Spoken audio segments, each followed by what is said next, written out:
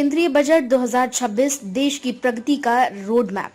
मुख्यमंत्री योगी आदित्यनाथ। लखनऊ में उत्तर प्रदेश के मुख्यमंत्री योगी आदित्यनाथ ने केंद्रीय बजट की सराहना करते हुए प्रधानमंत्री और केंद्रीय वित्त मंत्री का आभार जताया। उन्होंने कहा कि ये बजट देश के दीर्घकालीन विकास की दिशा में तय करने वाला है। मुख्यमंत्री योगी ने कहा कि प्रधानमंत्री के नेतृत्व में बीते 11 वर्षों में देश ने जो विकास यात्रा तय की है, उसी का परिणाम है कि आज लगभग 25 करोड़ लोग गरीबी रेखा से बाहर निकलकर राष्ट्र निर्माण में सक्रिय भूमिका निभा रहे हैं। उन्होंने कहा कि बजट में उन्हीं नीतियों की झलक दिखाई देती है जो सबका साथ सबका विकास के संकल्प को मजबूत करती है। सीएम योगी ने इस बजट को ऐतिहासिक बताते हुए कहा कि ये पहला अवसर है जब बजट कर्तव्य भवन से प्रस्तुत किया गया है, जो देश के हर नागरिक को अपने अधिकारों के साथ साथ कर्तव्यों के प्रति भी जागरूक करता है। उन्होंने कहा कि ये बजट प्रत्येक भारतीय को राष्ट्र के प्रति अपने दायित्व निभाने का संदेश देता है। मुख्यमंत्री ने भरोसा जताया कि ये बजट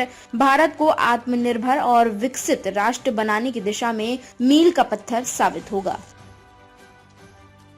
सबसे पहले इस विजनरी बजट के लिए आदरणीय प्रधानमंत्री जी के प्रति आभार व्यक्त करता हूं और केंद्रीय वित्त मंत्री जी को मैं हृदय से धन्यवाद देता हूं कि पिछले 11 साढ़े 11 वर्ष के अंदर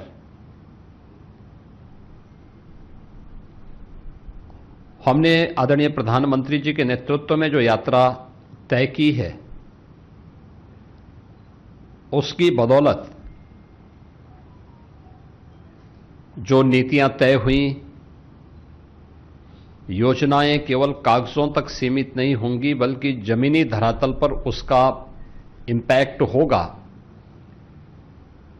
आज उसी का परिणाम है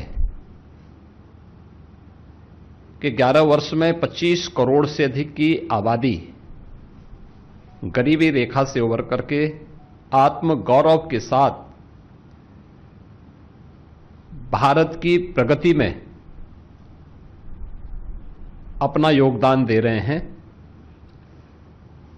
परिणाम है कि अब भारत दुनिया की तीसरी बड़ी अर्थव्यवस्था के रूप में तेजी के साथ अग्रसर हुई है।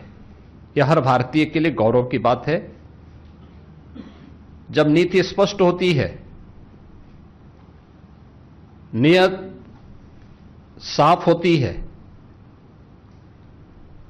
तो उसके परिणाम इसी रूप में सामने आते हैं कि तीसरी बड़ी अर्थव्यवस्था के रूप में भारत आज दुनिया में तेजी के साथ आगे बढ़ा है।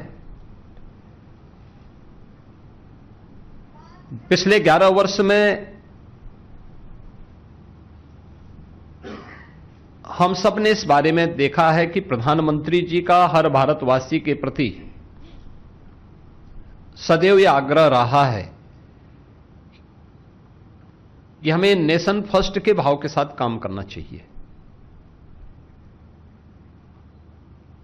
और उसमें केवल अपने अधिकार की ही हम बात न करें बल्कि अपने कर्तव्यों की भी हम बात करें। याद करें जब 2015 में प्रधानमंत्री जी ने 26 नवंबर की तिथि को संविधान दिवस के रूप में घोषित किया था, तो उन्होंने देश भर में इस बात की चर्चा के लिए आह्वान किया था कि हम